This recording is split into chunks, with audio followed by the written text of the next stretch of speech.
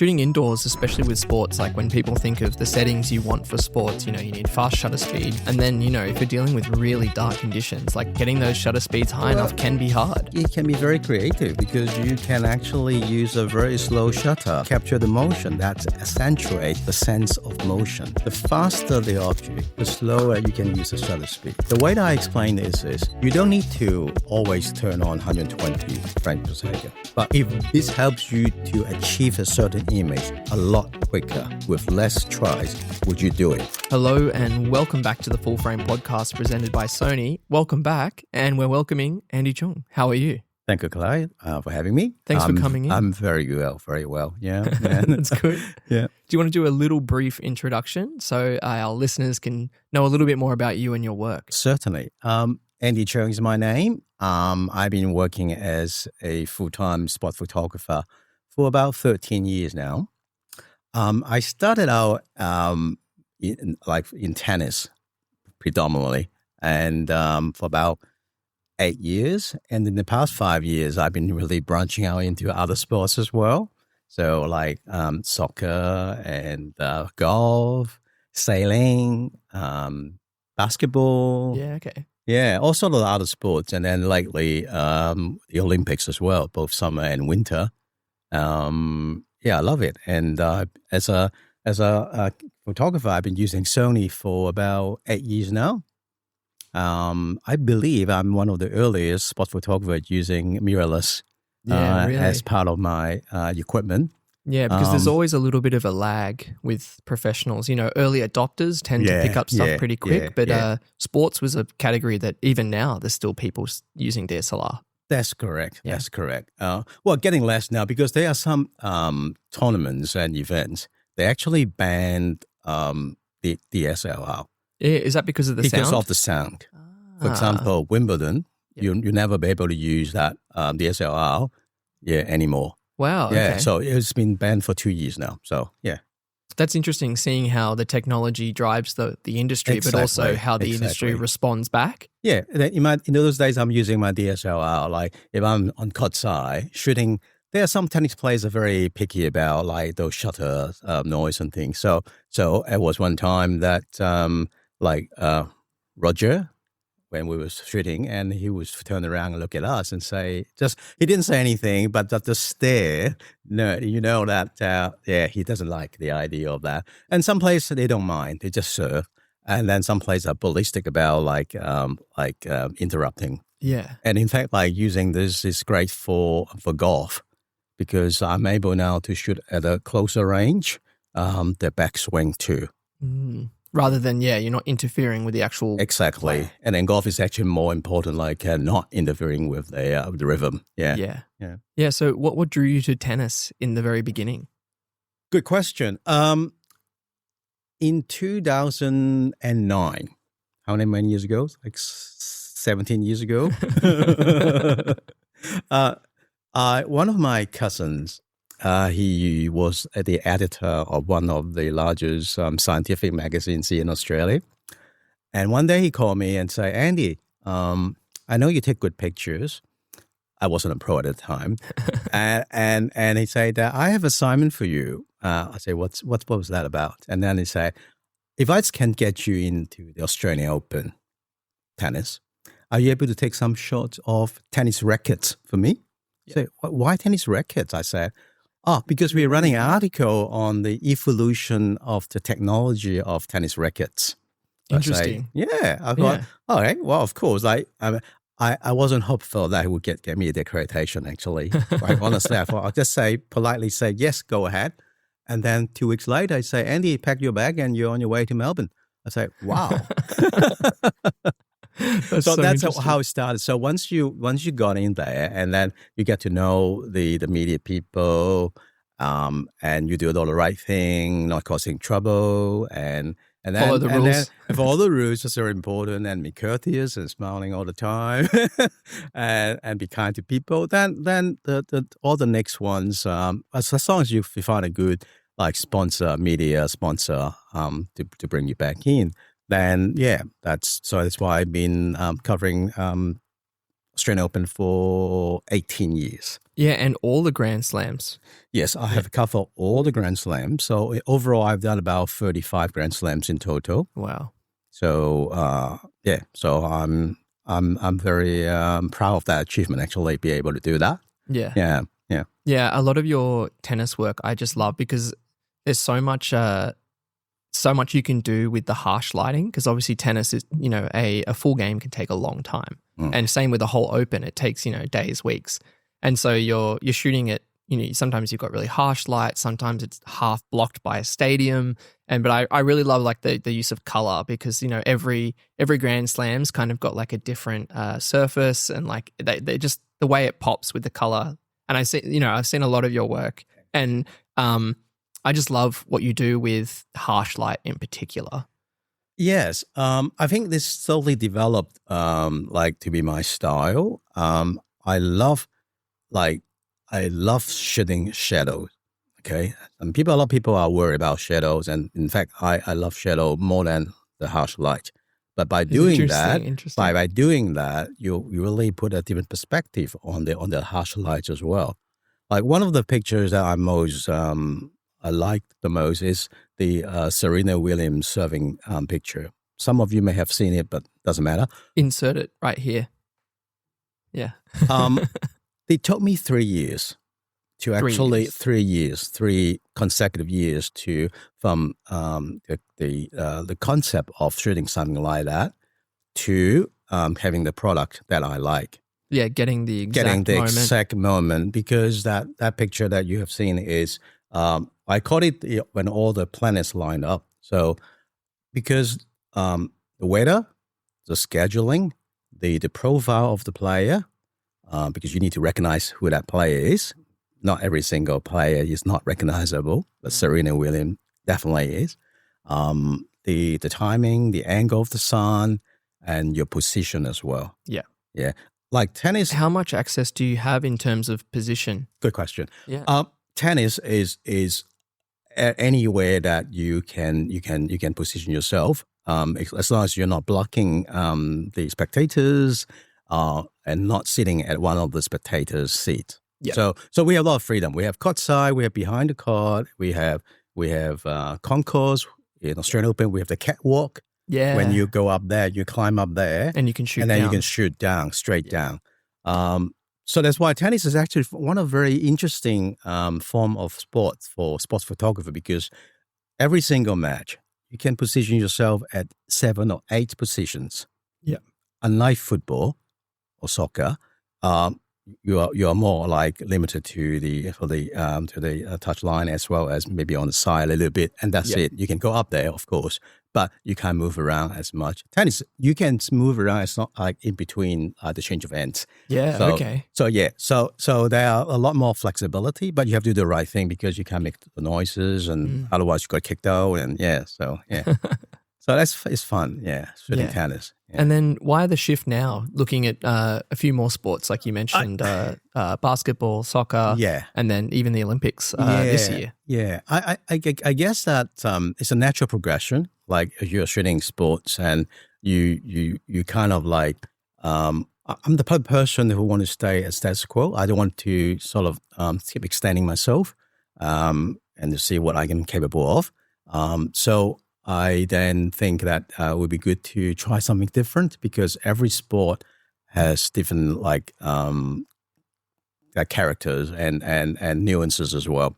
So the next one after tennis was golf because I play golf and I love the sport. I mean, thing is, you got to love that sport to put your heart and soul in there. So I love shooting the motion of golf and in the morning light as well as the sunset, the celebration, the crowds, and everything else. So I think it's slowly when you start to expand yourself into other sports.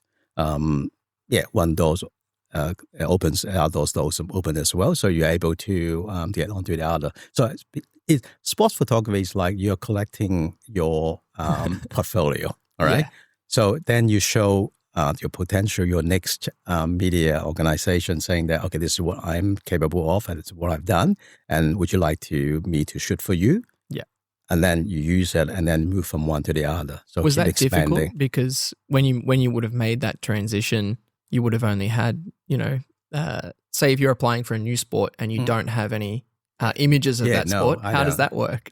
Well, luckily it worked for me. I mean, after they see my tennis photos, say, okay, you can do it. So also it helps when you have a few awards under your belt. Yeah, that helps as well. So I would encourage people who is actually like at the onset of their career, be brave. And I know it's hard to actually put your work in front of the others and being criticized. It's not easy. All right, but this is a learning journey, so you just have to keep doing that. And it's been rewarding for me to do those. Yeah.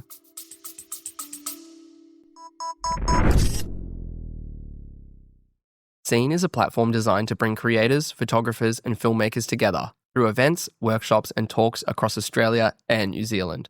Whether you're a beginner or have been working professionally for years, there's events to suit everyone. And now, with Scene Rewards program, you can be rewarded for pursuing your creative journey through exclusive benefits such as discounts on tickets, exclusive Sony merch, and invitations to talks, workshops, and much more. Join the Scene community at sony.com.au/scene or sony.co.nz/scene to learn more.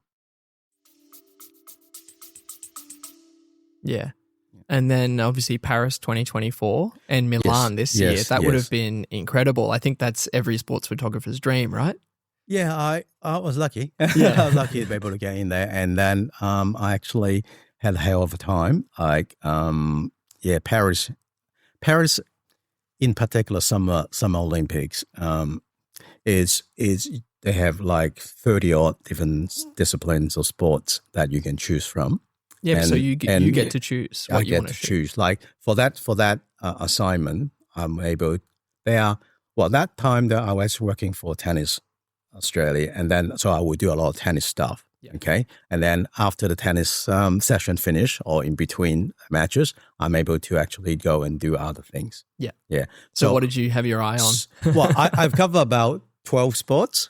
I think the favorite one was athletics. Okay, and swimming. Yeah, these are the I call them the Hollywood sports. Yeah, okay. All right, like tennis, athletics, swimming, among others. But these are the ones that I love the most in terms of getting the best exposure because the athletes are the best. Well followed and well known around the world, and Australia always does pretty well. And Australia in does pretty well in swimming too. Yeah. So we can get up close to some of the swimmers. So it's amazing. But transportation, commuting in between venues is always a challenge. Yeah. So you have to plan it properly.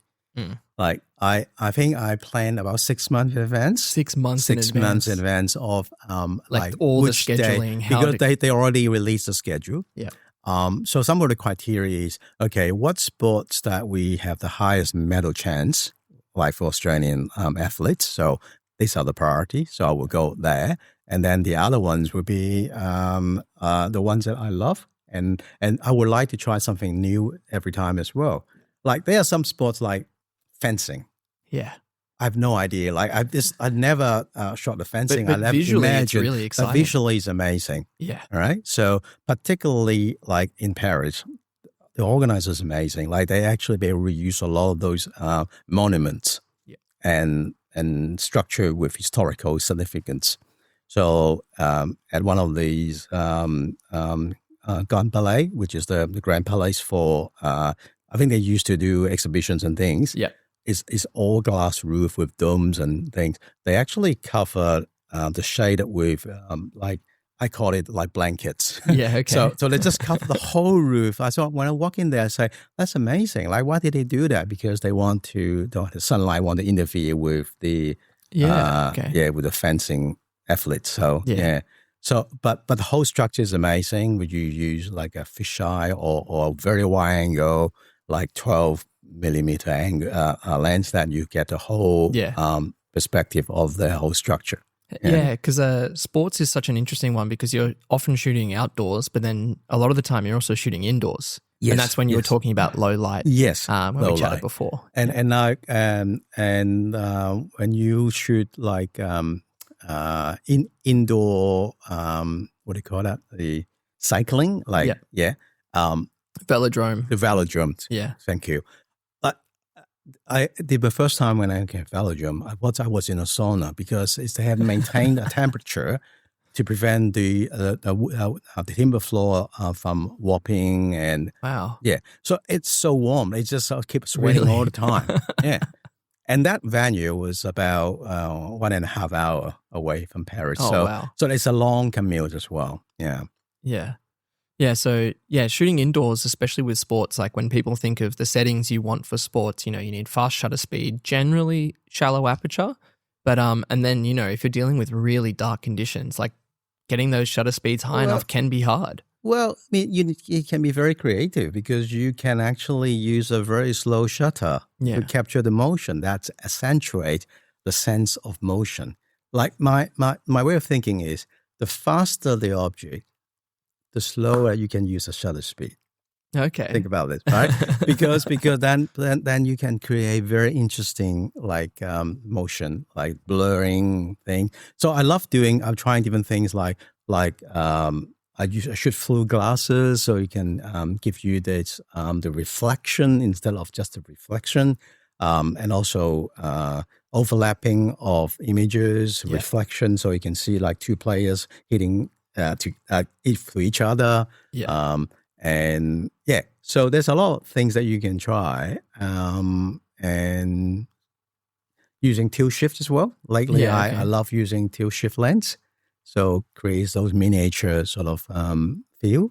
Yeah, that would look particularly good from up in the mezzanine. Exactly. Yeah. So keep trying and yes, but back to your question about shutter speed, but like ISO is not an issue these days. Yeah. Honestly, like you can set up to 6400 or even higher and still got high quality. Yeah. Yeah. Pictures. Yeah. I remember shooting NBL on a 100-400.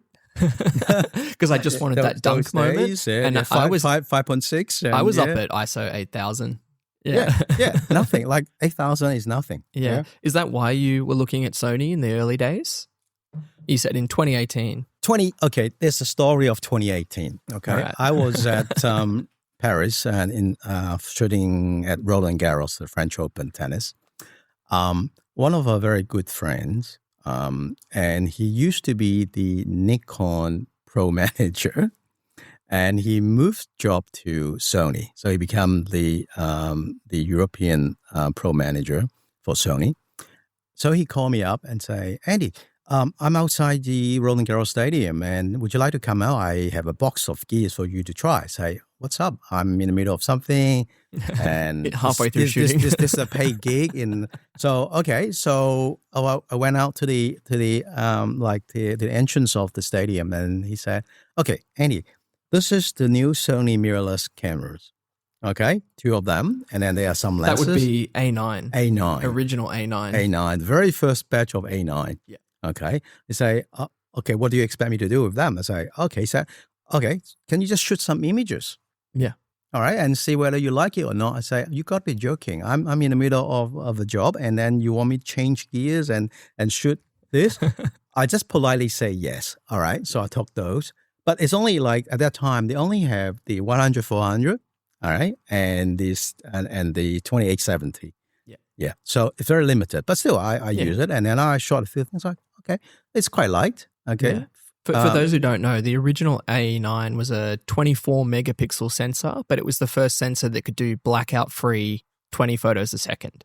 And that was a big leap forward compared to anything that had been done on a DSLR, but also a big leap forward for anything that had been done in mirrorless. For sports in particular, because that's the one that hasn't got the rolling shutter effect. Yeah. Because if I'm allowed to mention other brand names, so like I think 2 years after the A9, other brands, when they released their mirrorless, the first batch of mirrorless, they all have rolling shutter. And that's a big problem for some sports. Which means that they would have deformed tennis rackets. Yeah. Deformed ball. Yeah, weird stretching and warping. And the arms stretch a lot longer than it actually is. Yeah. So that was the only usable mirrorless camera as the A9 at that time. Yeah. So that was then my first introduction to Sony mirrorless. And then that was in May. So I shot some images and forgot about that. I said, okay, it's nice. Because I didn't have the time to actually learn all the manual systems and things. So I just, okay, right, thank you. I'll give you back to you. Yeah, so that was thank cool. you very much. Yeah. That was interesting experience. But that stayed with me. So, and then in October same year, I worked as the official photographer for a Hong Kong tennis open tournament. Yeah. And they were sponsored by Sony Hong Kong. Yeah. And guess what? And we could not use any other brands. We have to use Sony. Okay. So I lead another 2 team members. They all give me all the whole kit and caboodle of Sony gears. Yeah. Now they have more varieties of lenses, but at that time they still have only for 400 2.8. They only have the A mount. Yeah. So I have to use the adapter. Okay. That was heavy, clunky, and slow. Okay. But for the rest, because we had no choice, we had to use the Sony. We had to learn the manual system, and the Sony people in Hong Kong was very, very helpful because they have a mission to make sure that we get good pictures. Well, they want you to have a good experience. Exactly. So we learned a lot, and this is the moment I started liking the notion of using mirrorless. Yeah. Put it this way. We only get older, and which means that anything lighter than the DSLR would be a blessing. That's right. I mean, because as a tennis player, I normally carry 3 bodies and 6 lenses around me, one on monopole and one around my leg and my waist. But it was about 18 kilos. Yeah. Moving from DSLR to mirrorless, have dropped to about 12. Yeah. It's a huge difference. That's 6 kilos of snacks now. Yeah. So my agility has increased, and a lot of people started to ask me questions because they see me using it. Because I was the only one using that mirrorless at that time. Yeah, and they all want to know why. They all want to know why. So I've become popular too. So I like it. So that was the my proper Sony mirrorless A9 user experience the very first time. So that's why I think Sean told me that I'm one of the early adopters for A9 as a sports photographer. Yeah. And then after Hong Kong, I talked to Sean, and Sean said, okay, do you want to have those gears on loan to you? And say, yeah, why not? So make the transition easier. So I was able to use the whole host of gears, courtesy of Sony. Yeah. So that's how it all started. And I never look back. Yeah. And fast forward to now, what are you shooting on these days? Now this is at the moment I'm just shooting my main. I've got 3 main bodies. Is an A01 Mark II. Yep. And 2 A9 Mark III. Yeah. So we talked a little bit about the 9 Mark I, but the 9 III global shutter. So rolling shutter doesn't even exist at all. No. Yeah. No. But now with this global shutter, I'm able to do a lot of fancy things too. Like with flash, like I've been high speed seeing, pre-capture. Yeah. It's amazing. All right. But even when the A1 Mark I, there was no pre-capture. It was only introduced when you will have the A9 Mark III. I love it because I always shoot with pre-capture on. Yeah, okay. I set it to about 0.04. That gives me another 3 or 4 frames. You get about half a second before, and then you get about under a second after. Not even half a second. It's only a point. Yeah, 0.04 seconds.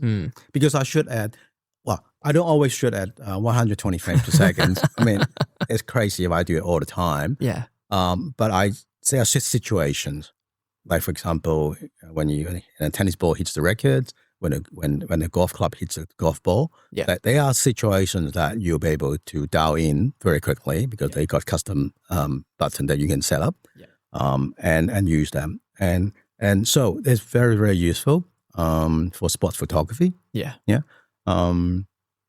So how is your style evolved from those beginning days shooting tennis?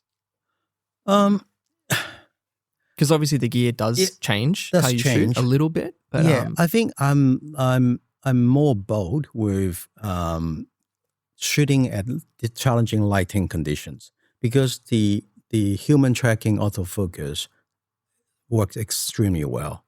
All right, so I don't have to worry about those. So the composition is what I'm more focused on now instead of the technicalities, the settings of the camera. Yeah. Okay. So that's why I don't worry about like setting the autofocus button right and the position, the image, like the focus point right, because they would tag on to that the human face and then the eye, and then it would just track it. All right. Yeah. So one less thing to worry about. So composition becomes thing that I can do better. And for example, with the 120 second frames per second, I'm able to capture a lot of things that I'd never be able to do that. The way that I explain this is, okay, you don't need to always turn on 120 frames per second, but if this helps you to achieve a certain image a lot quicker with less tries, would you do it? Yes, always. That's the answer. Especially if it's a one-off moment. If it's a piece of play in a sport where it's not going to be replicated again that match. Yeah, it's handy. For example, a very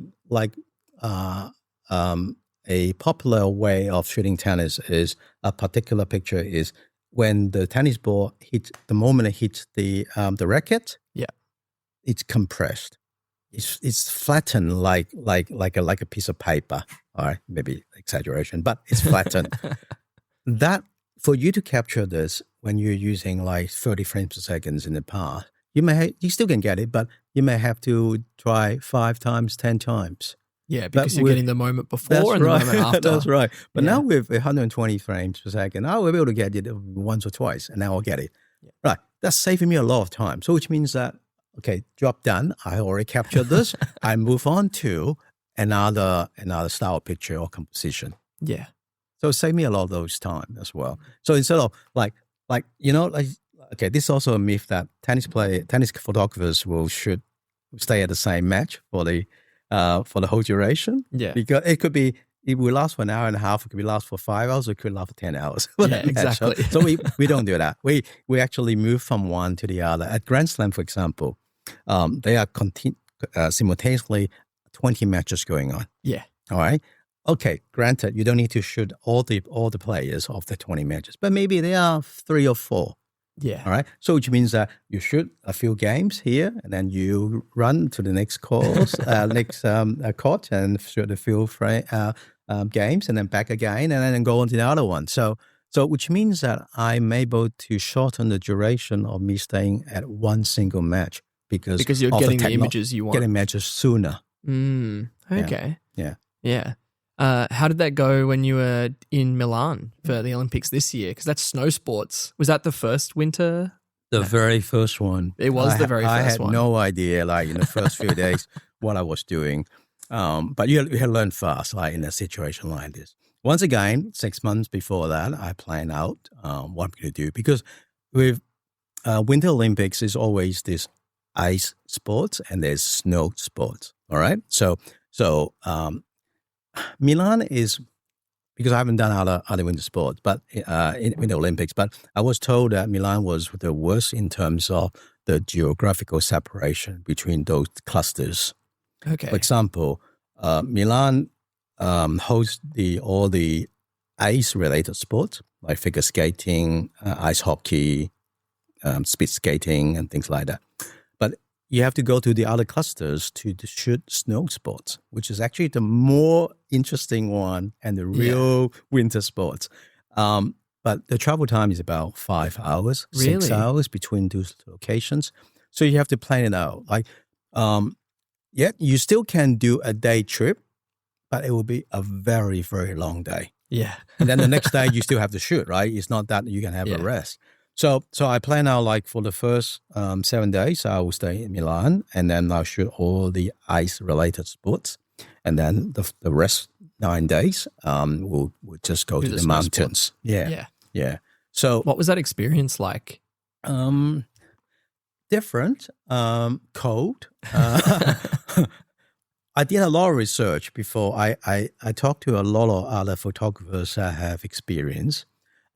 Important, yes. Do talk to other photographers who have actually have done a lot of those spots that you would like to shoot before. Yeah, because you mentioned earlier, like you need to love the sport because it does help you shoot it. That's right. Yeah. So now you learn a lot about the not only just the sport itself, but the condition that you're shooting in.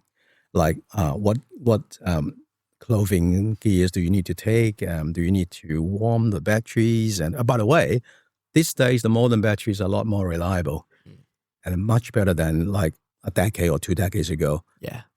So it will last longer. So don't worry. One of my friends, shout out Nick Fraser.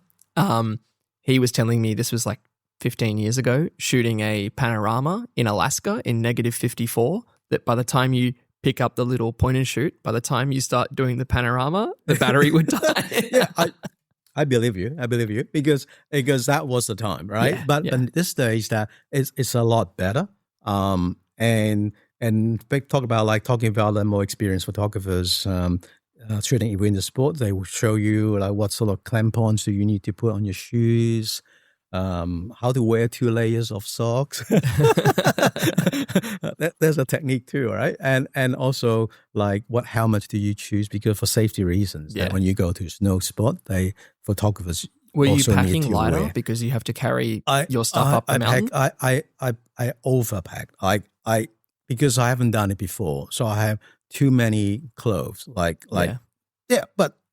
for safety, right? So but yes, I carry a lot of stuff and things like you can't rely on your wheelie, because in snow you can't actually wheel your camera back. Yeah, you have to put it on your backpack. Yeah, so you have to buy some backpack that can actually fit all your gears. Yeah. So all three bodies, all 6 three lenses. bodies, 6 lenses, yeah. So that's a change in terms of your work style as well. So these are a lot of things to rethink before you go on the trip. But I wanted to share with you my highlight though. Yeah, okay. At least one of those. How often are your images become like a stamp on the Australian Post stamp? Well, me, never. Okay. Well, I got one. Australian Post, they always have a commemorative stamp for the gold medal winner. Yeah. And then Keegan Palmer, who is the young, what do you call that? The skateboarding. Yeah. That's called skateboarding. That was a pretty new sport for Olympics. So that was the first time I think it was ever included. Second time. Yeah. The first time was in Japan, and then the second time was in Paris. So Keegan won gold in Japan, and then he won gold again. So I was there because I want to capture some of the Australian athletes who have the medal chance, and Keegan is one of those that have a very, very high percentage chance of getting another gold, if not different colors at least. Yeah. So shoot, and celebration, presentation, and then all the photographers have left. Yeah. And he was starting celebrating with his family. So I hung around and I kept shooting. And guess what? That image that I shot him showing his medal to his family was picked up by Australia Post to be used as a stamp. Wow. You see, this moral lesson here is a lot of people just leave after the action is over. But at that time that I hung around, and then I got gold myself as well. So as a result. So that's a pretty big achievement. Yeah, that's a good thing. Yeah. So something to talk about. Yeah, definitely. Yeah. Do you have that kind of I feel like that is a big sense of achievement for any photographer. But even like we talked about, winning a couple of awards, but then also like getting your work published, that's always a big dream on top of just supplying images. It is recognition. Like, yes, true. My work's been published in global publications around the world, New York Times, Washington Post, CNN, Sports Illustrated, and all the Australian newspapers, UK newspapers. So yes, it's well published. I like it. I like the feeling of your work and being recognized. And I think that's one of the things that drive me to continue to do different sports. Yeah. So now you know that there are certain sports that will improve your chance of work being published. Yeah. Okay. All right. So it's the ones that are culturally or at least nationally significant. Yeah. And what country a sports person that but from experience, the Americans are more willing to pay for your work. Interesting. So, followed by the British, the Japanese, Australian, okay, but not as much, I guess. So that's why when you work as a freelancer, then you can actually position yourself to shoot some of those, athletes of that nationalities. Yeah. What's the relationship like between photographers and the athletes themselves? Like, how close is that relationship? Because I know some sports it's very distant. People come in, shoot, go home. And then other sports, there's almost like a working relationship because you see each other so often. Correct. Like tennis in particular, because I've been shooting for that many years. Yeah. So we have developed some relationship with the players. And some players, we have seen he or her growing, rising from the ranks of junior players into well-known professional players. So you have that relationship, which is actually very rewarding because you're being seen as part of the development, because you've been documenting the success story of that athlete or the player. And that can be 10 years. It could be, well, because a lot of them started at 12 years old, for example. Okay, when they reach the prime, they will be early 20s. Yeah. Yeah, so 10, 12 years of following in them. They get to know you and you get to know them. You know the parents, you know the coach. So they would alert you when where they practice so you can go and shoot. And you got the only person that you're able to shoot because that you got a tip off and where to go to. I think yes, you have to invest in that, the relationship. Yeah, you don't get paid for those early years, all right? But you pay dividends. Yeah. All right. Yeah. So how do you make that transition from like you said, that was a lucky tip from a friend. Yeah.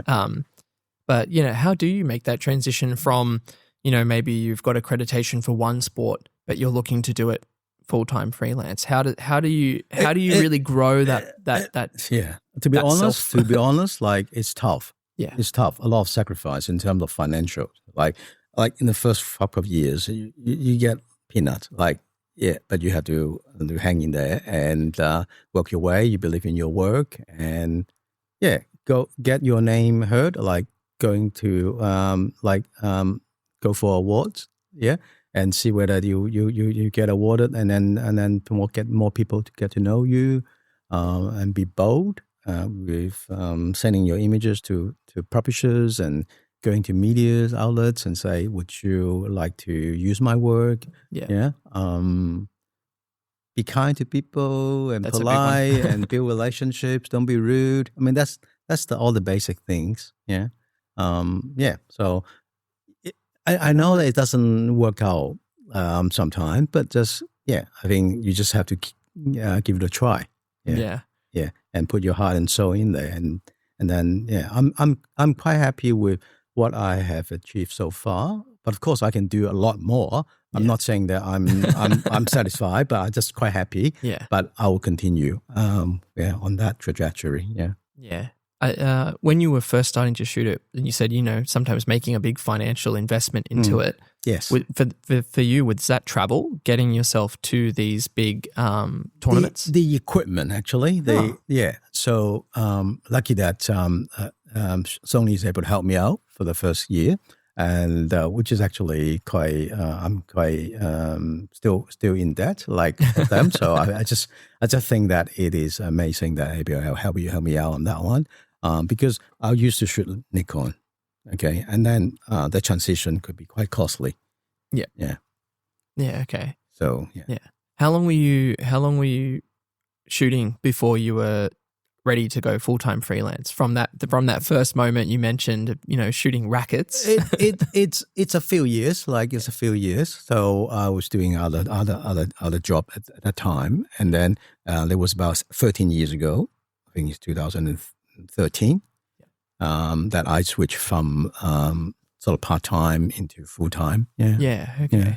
So yes, you be prepared that you may not be able to make a living for the first couple of years. It's even harder when you want a 50 to 150.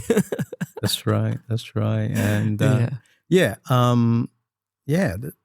but it would be rewarding if you do the right thing. Yeah. So yeah, I love the way that we do things these days, particularly when I able to work for some agencies.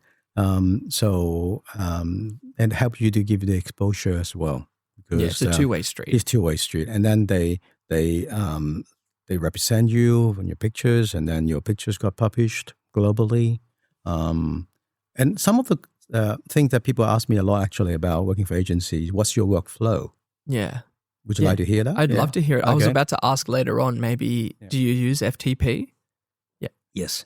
So it depends. Every tournament is different because we're freelance. So we're not a staff photographer of any agency. So everyone is different. Every tournament is different. Every country is different. But in general, there are 3 different stages of you filing images from my point of view. Okay. So in camera. Yeah. So for example, you're shooting like a basketball match. So I was working for AFP at that time, and then during the match, you'll pick like a handful, 5 to 10 images, and then you just FTP it. Yeah. Okay. Because there will be an editor over at the other end to do the captioning for you. Yeah. Okay. But you don't do too many of those, but just enough so that the agency's clients are able to access those images very quickly. You're talking about minutes, if not seconds. Yeah, right? I do notice that now that I'm shooting A-League, it's there'll just be a goal or a goal celebration, and then straight away on the Sydney FC Instagram, there's the images already live. That's right. Telling you the score. It is important that you do that. All right. Yeah. And then there is a second batch. The second batch is when you finish halftime, for example. Yeah. Halftime, so you're able to download from your memory card to your laptop, courtside, and you process a little bit. You do some captioning. But the hardest part is actually captioning, to be quite frank. Yeah, because you need to know what player has done what. There are different techniques, like photo mechanics help you a lot, and there's other. Even an Excel spreadsheet is lifesaver as well. Yeah. But you need to prepare for those ahead of the game, all right? So anyway, you do the captioning, you send it, still courtside, and then there you go. So it'll be another 5 or 10 images. Yeah. And then after it's finished, okay, then you will go back to your laptop, to your own, to your desk, and then you do the rest. Yeah. That could be another 30, 40 images, all right? And then caption them and then send it. That would be maybe an hour, maybe 30 minutes after the end of the match. Yeah. Okay. And then sometimes you can do the final batch. Yeah. Okay. The fourth cut. The fourth cut. Okay. It is the hours after that or the next day. You want to review. Oh, I love how you're saying, it's the later one. It's the next day. The next day. And then you can actually say, okay, if I crop this and then I do it black and white or whatever. That's when you be a bit more creative. You'd be more creative, more arty. Yeah. All right. And this is actually the most enjoyable moment. Because the pressure's off. The pressure's off. And then you can actually be very creative in doing that. And the first one is just mechanical. Yeah. And then the last one, you have to think and okay, or maybe even the same image that I've already posted, filed, but I can actually change it a little bit. Now, but don't get me wrong, this is no photoshopping a lot because editorial images. Yeah. Right? So we work in a capacity as a photojournalist in the editorial fashion. So we are not able to create, add or remove things. Yeah. We can only able to do some like cropping, color change, the black and white conversion, changing levels. Yeah. And that's it. Like removing highlights, increasing shadow, but don't try no to big manipulations. because if you do that, chances are you would not be able to come back and do the work again because this is very strict requirements for editorial pictures. Yeah. But of course, this can be different because that you over the last 15 years working on Kotsai, and I see a lot of changes in the focus is more onto also video, like particularly not professional video equipment, but like a iPhone. A lot of those. I mean, they have. Yeah, I've seen it a lot. For every green bib shooter, there's almost another pink bib. That's ENG correct. doing electronic news gathering with just a phone. Yeah, it's just a phone. I mean, I horses for courses. I mean, they are neat because now we are in fast food sort of era. Like everything needs to be very quick. They feel that niche. But as a photographer, I always believe in still photography, and adding some video would be nice as well. But yes, just have to believe in your work. Yeah. There's always talk about like will photographers still exist in 5 years' time, 3 years' time?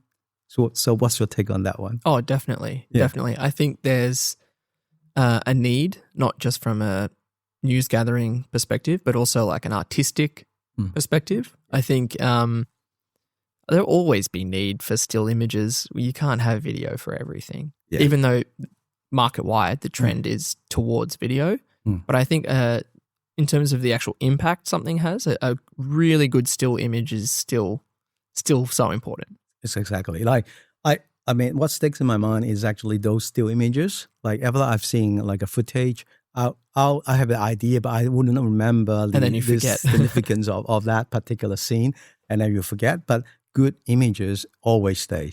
Yeah. So I do believe that in I don't know. I don't know crystal ball. What happened to the next 10 years, but in the foreseeable future, like there's still a lot of room for that. And we are evolving as well. I think these days that editorial photographers are more bold in trying different things. As opposed to here was the moment. These were the players. That's right. It is what it is. Yeah. People being a lot more creative. Correct, because you're not capturing just the action. You are telling a story, because this is what photojournalism is all about. Yeah, is to tell that story, and you train yourself, your eyes, and your creativity and your experience, so that you can tell a story unique to your own, perspective, and then. Hopefully other people, viewers, and get able to understand your story as well. So be brave. Not only like straightforward actions, backhand, forehand, but you capture different lighting, condition, emotions, celebrations, interactions with the spectators, with the coaches. Like one thing is, one of the images that I like and I love, which is something you may like to show later on, is an image of Rafael Nadal tendering a morph on his fingertip. That won me the digital photographer of the year for the Australian Photographic Prizes, and that was the time that in between change of ends, I should say, change of ends. And then most people would be like culling the images and chatting with other people. But one of the few that would be still focusing on the players while they are taking a drink, refreshing, towel down, and that's a lot of times that those are the moments that are the most interesting comparing to just actions. Yeah. So work diligently. No rest for the No rest. for the wicked. One thing that I would like to also mention is I'm always being asked is how do you select images like in camera? Well, when you shoot at 120 frames per second, it's a lot of photos. You can't actually download them all to your laptop because it's just way too slow. You don't want to do that. So we actually keep those images that you like, you tag them, and then delete the rest in camera. Yeah, don't keep them. Yeah. So when you do the culling, you train yourself very quickly. You know which is the keeper, which is the one that you don't need. You just tag those keepers. Yeah. And then, for example, during a session, like a match, you will have shot maybe 1,000 images for that match. Yeah. At the end of the day, you only keep about 50. Yeah. Do you use the audio captioning at all? Yes. I mean, sometimes if there's an editor involved, then you press the audio recording, so at least that that the editor know which player is that or which athlete is that. So you tell them the vest number or the name of that and then the situation of that. Because just looking at a picture, you may not know, this is because that it is a celebration at second of the second match or at the end of second match or what. So you just use those audio captioning to help you. You traditionally, you'd have to do that through Photo Mechanic and type it in. Afterwards. Yeah. But that voice prompt help you, just remind you what that was. Because if you, at the end of the day, after shooting many matches, you can't remember everything. So just to help you. Like you said, if you're pinballing between 8 matches a day. That's right. You can't even know which chord was that. Like is a center chord versus the other chord 3 or chord 20 for that matter. Yeah, I can imagine that would streamline things a lot. Exactly. Yeah. So yes, this is one thing that you need to do when you want to be more efficient and effective in the editorial photography sense. Yeah. Otherwise, that you will be inundated with thousands of images at the end of the match, and it will take you hours to actually sift through those if you don't delete it right at that moment. Yeah. Do you use an editor a lot of the time, or are you processing nearly all of your own images? Well, it depends on the agency that you work with. Some agency at that certain time that they have editors, but it's a rare thing for me. Okay. So most of the time I have to do it myself. Yes. Yeah. Do you prefer that? I prefer the editor. Oh, really? Because it saves a lot of time. It just I think ask any editorial photographer, captioning is the pain in the neck. So if I can avoid that, have someone professional to do that, the editors, then let them do it a job. Yeah, okay. Because I know some people like to process all of their own work. Well, that is when the final cut, the fourth cut came in.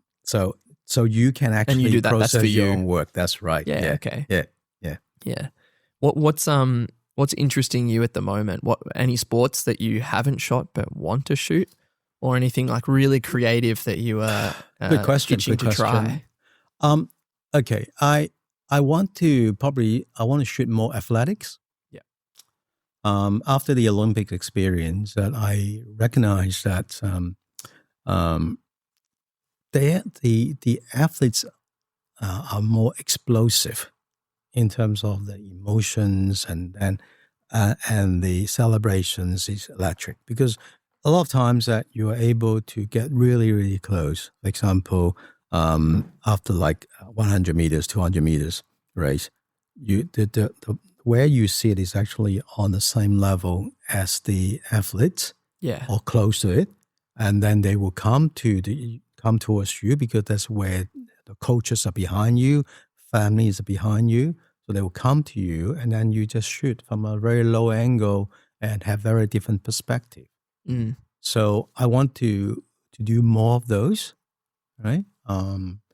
These days that I still want to try different more lighting conditions that you mentioned earlier, the harsh light. How can I sort of utilize those to make interesting images? Yeah. It's hard actually, because after all these years, yes, you can keep repeating the same trick, but I think people out there expect you to have some new ones. Yeah. So it's quite. I'm always under pressure. Like every time when I go to Roland Garros or the Australian Open, and you just want to create something different from the previous years. Granted, you still can do the same thing. People will still use those images. Yeah, things that work still work. Still work, but like for example, if you go to I submit your work to be critiqued by the judges in the award, they would love. I mean, they want something new. I actually work as judges as well. I actually been one of the judges for the for many of those award events, and I know what to look for. I want to see something that I have never seen before. Yeah.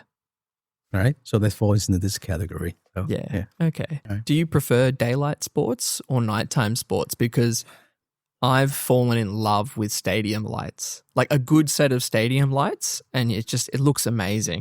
I've never come across a good set of stadium light, a consistent set this way.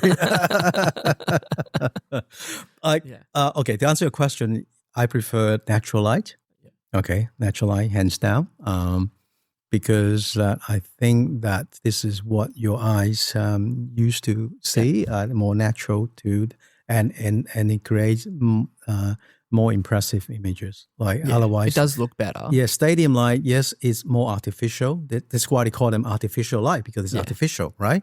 So, it doesn't mean that wide angle shot that you're talking about, though, with stars and things, that would be great. But then again, natural light is the one that I would prefer all the time if you have a choice. Yeah. For example, like some of the football matches that starts at about like 3 p.m. Yeah. I purposely go up on the spectators area to shoot at a low angle. Yeah. Shoot down from a high angle, because I can actually capture the shadows. Yeah, because it is challenging to shoot at that time of day, like for the Asia Women's Cup. Yes. 3 p.m., you've got the field completely in shadow, but the whole side of the stadium is just blown out. That's right. Yeah. So it's challenging lighting condition, but that is a better choice, is to shoot from high up, and then you capture the shadow, which is very nice, and then you don't have these sort of contrasty images. Yeah, okay, interesting. So that's why you need to think where you position yourself to create those images. Sometimes it's by choice, okay? Sometimes it's just a matter of luck. But you like to think yourself that you really thought ahead, like think ahead before you take those positions. When you choose a position for where you want to shoot, like you mentioned earlier, like knowing the player or knowing the position of the player, or does that kind of help you decide where to go? Yes, exactly. Like using tennis as an example, because I think this is the one I have the most experience with. Every athlete behaves differently in different conditions. Now, if you know, for example, Rafael Nadal, when he wins the final, what the reaction will be like. 9 out of the 10 times, he will actually just fall on his back. Yeah. Then, which means that you would like to shoot that shot from high up. Yeah. All right. So you make a big bet. That's a gamble. That's correct. I mean, it works out like most of the time. So another athlete, when for example, Yannick Sinner, he doesn't show a lot of emotion, okay, but he will only show once or twice during a match. Yeah, you need to find those moments that you believe that he's going to act to express himself, to show it. All right, so you need to know. That moment is going to happen, right? So that everyone is different. So yes, definitely, like Sharapova, the screaming, and everyone will behave differently. For example, Novak Djokovic, he, you know that he's building up to that emotion and going to explode and express that. So you know when it's going to happen. You need to point your camera towards him instead of his opponent.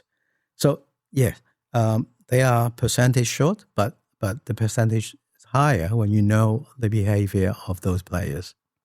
If someone was just starting out as a sports photographer, and they've got their camera, they're ready to go, but what are maybe like 5 key things?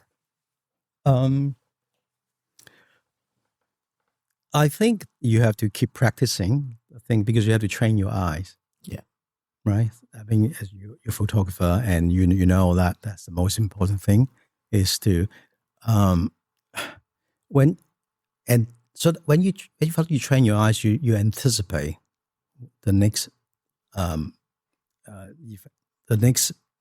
expression or the next action of the athlete. Yeah. So better anticipation. If you should more and more focus on one sport to start with, so that you get a very good in that single sport. Like in my case, yeah. I only shoot tennis for the first few years, and I think I got the reputation of being a tennis photographer, and then starting to move on the others. Yeah. I mean, it's only myself, but the advice is to shoot more and focus on one sport. Yeah. So anticipate the moments. Anticipate the moments. Shoot one sport. Shoot one sport. Dial in. Yeah, dial in. Yeah. And also familiar with all the features and functions with your camera, because at that moment you can't like fumble with all the menus and things. So like familiarize really know your camera. Really know your cameras, how all these functions and features is going to help you. Go out for critique sessions so that people get feedback from other people. Yeah. Okay. So particular from professionals, so they will give you some advices that you may not be obvious to you, but they always give you good pointers. Yeah. I think the last thing would be get your work seen by people.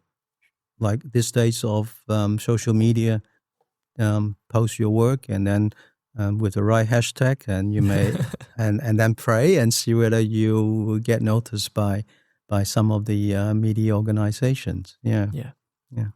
All right. Thank you so much You're for welcome. Coming in and sharing your wisdom. If people want to see any of your work, where can they find you? Best way would be my Instagram. Yeah. So that's where I put all my professional work. Yep. Yeah. And we'll just drop the link below. Thank you. All right. Bye. Thank you so much for coming in. Much, Clark. Lovely to see you. Okay, same here. That's been another episode of the Full Frame Podcast presented by Sony. See you next week.